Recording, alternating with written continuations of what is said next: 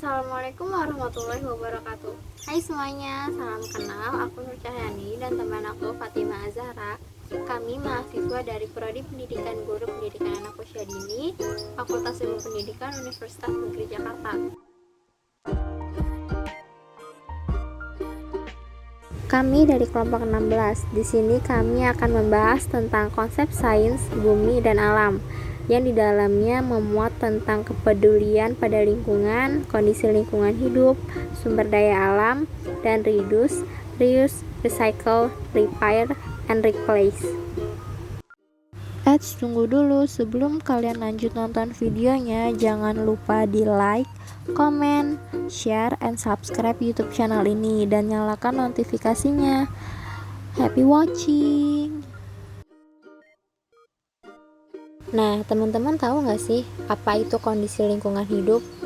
Menurut Undang-Undang Nomor 23 Tahun 1997 tentang Pengelolaan Lingkungan Hidup, lingkungan hidup adalah kesatuan ruang dengan semua benda dan kesatuan makhluk hidup, termasuk di dalamnya manusia dan perilakunya yang melangsungkan peri kehidupan dan kesejahteraan manusia serta makhluk hidup lainnya.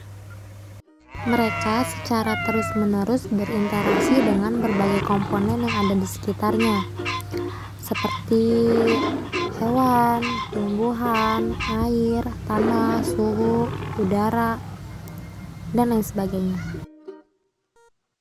Unsur-unsur lingkungan hidup dapat dibedakan menjadi 3. Yang pertama itu unsur hayati atau biotik, yang di dalamnya terdiri dari makhluk hidup seperti manusia, hewan, tumbuhan, dan jasa renik.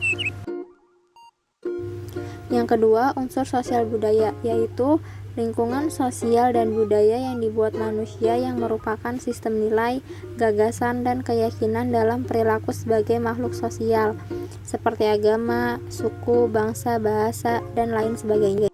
Yang ketiga itu ada unsur fisik atau abiotik, yaitu unsur lingkungan hidup yang terdiri dari benda-benda yang tidak hidup seperti tanah, air, udara, iklim, dan lain sebagainya. Udara sendiri tidak tampak oleh mata, tidak berbau, dan tidak ada rasanya. Sedangkan iklim adalah karakter cuaca yang terjadi pada suatu tempat dalam kurun waktu tertentu. Nah, tahu nggak sih apa yang terjadi bila lingkungan itu rusak? Jika lingkungan kita rusak, maka ekosistem di bumi tidak akan berjalan dengan seimbang. Bahkan semua makhluk hidup bisa punah secara perlahan. Selain itu, dapat juga menyebabkan berbagai bencana. Bencana alam itu sendiri terbagi menjadi 2. Yang pertama adalah bencana alam secara alami, dan yang kedua bencana alam yang diakibatkan oleh ulah manusia. Bencana alam secara alami seperti gunung meletus, gempa bumi, serta angin puting beliung.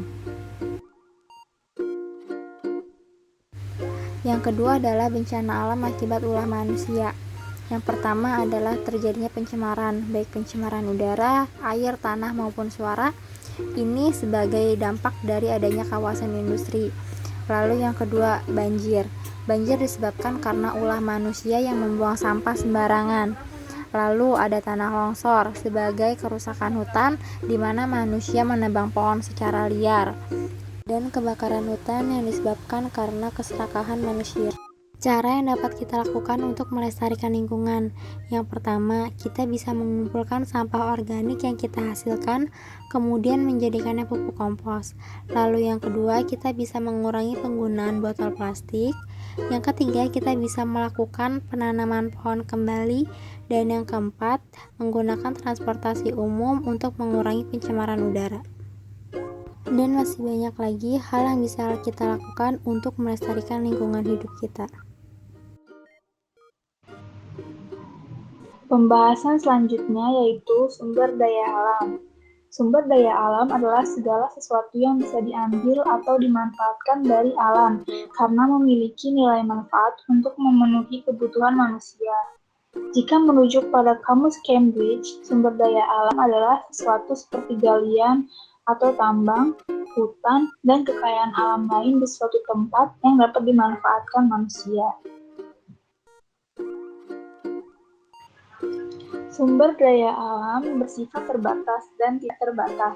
bersifat terbatas karena sumber daya alam tersebut tidak dapat diperbarui seperti minyak bumi, gas alam, batu bara, uranium, dan sebagainya.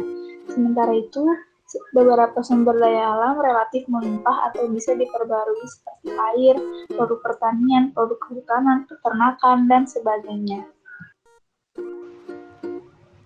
Berdasarkan asalnya, sumber daya alam adalah terbagi menjadi dua, yaitu yang pertama sumber daya alam hayati berasal dari makhluk hidup, yang kedua sumber daya alam non-hayati bukan berasal dari makhluk hidup. Berdasarkan sifatnya, sumber daya alam terbagi menjadi tiga, yaitu yang pertama sumber daya alam kekal, yang kedua sumber daya alam yang dapat diperbarui, dan yang ketiga sumber daya alam yang tidak dapat diperbarui. Manfaat sumber daya alam. Sumber daya alam sangat penting untuk kelangsungan hidup manusia. Beberapa manfaat sumber daya alam yaitu yang pertama, sumber daya alam nabati sebagai bahan pangan, bahan sandang, bahan kayu olahan, dan bahan obat-obatan. Yang kedua, sumber daya alam hewani, sumber bahan pangan, termasuk perikanan, peternakan, dan budidaya lainnya. Yang ketiga, sumber daya alam energi, untuk sumber energi berbagai kegiatan manusia seperti listrik, mobil, gas alam untuk memasak, dan berbagai kegiatan harian. Tujuan memperbarui sumber daya alam. Pemerintah Indonesia telah menyadari pentingnya untuk menjaga kelestarian sumber daya alam. Berdasarkan beberapa hukum yang telah berlaku, berikut tujuan memperbarui sumber daya alam. Yang pertama, mengelola sumber daya alam dan memelihara daya dukung agar dapat meningkatkan kesejahteraan rakyat dari generasi ke generasi. Yang kedua, meningkatkan pemanfaatan potensi sumber daya alam dan lingkungan hidup dengan melakukan konservasi, rehabilitasi, dan penghematan penggunaan. Selain itu, harus menggunakan teknologi yang ramah lingkungan. Yang ketiga, mendayagunakan sumber daya alam untuk sebesar-besarnya kemakmuran rakyat dengan memperhatikan kelestarian fungsi dan keseimbangan lingkungan hidup. Selanjutnya yaitu 5R, reduce, reuse, recycle, repair, and replace. Sampah terdiri dari dua jenis, yaitu sampah organik dan sampah anorganik. Sampah organik adalah sampah yang terdiri dari bahan penyusun seperti hewan, tumbuhan, dan sisa makanan. Dan sampah anorganik adalah sampah yang tidak dapat diperbaharui atau tidak dapat diuraikan secara alami. Sampah yang kita hasilkan dalam kegiatan hidup sehari-hari dapat menimbulkan permasalahan yang serius terhadap kelestarian lingkungan. Oleh karena itu, kita bisa melakukannya dengan 5R. Pertama ada reduce. Reduce adalah mengurangi penggunaan produk yang nantinya berpotensi sebagai sampah. Contoh yang dapat kita lakukan adalah dengan membawa botol minum dan alat makan sendiri. Reuse atau memakai ulang. Pada tahap ini kita diajak untuk menggunakan kembali produk yang sudah terpakai. Contohnya yaitu bisa menggunakan botol plastik menjadi barang yang lebih bermanfaat. Selanjutnya yaitu recycle, di mana kita bisa mendaur ulang kembali sampah yang kita gunakan untuk bisa memiliki nilai yang lebih tinggi atau bermanfaat lagi. Repair yaitu memperbaiki barang-barang yang rusak agar dapat dipakai kembali. Dengan langkah tersebut, kita tidak perlu lagi membeli barang baru.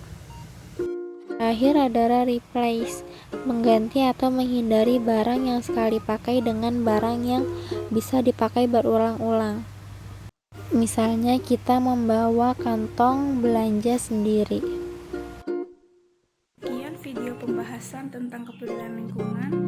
Semoga kita semua bisa menerapkan kecintaan kita terhadap lingkungan sekitar. Mohon maaf bila ada salah penayangan dalam video ini. Kurang lebihnya mohon maaf. Terima kasih sudah menonton. Wassalamualaikum warahmatullahi wabarakatuh.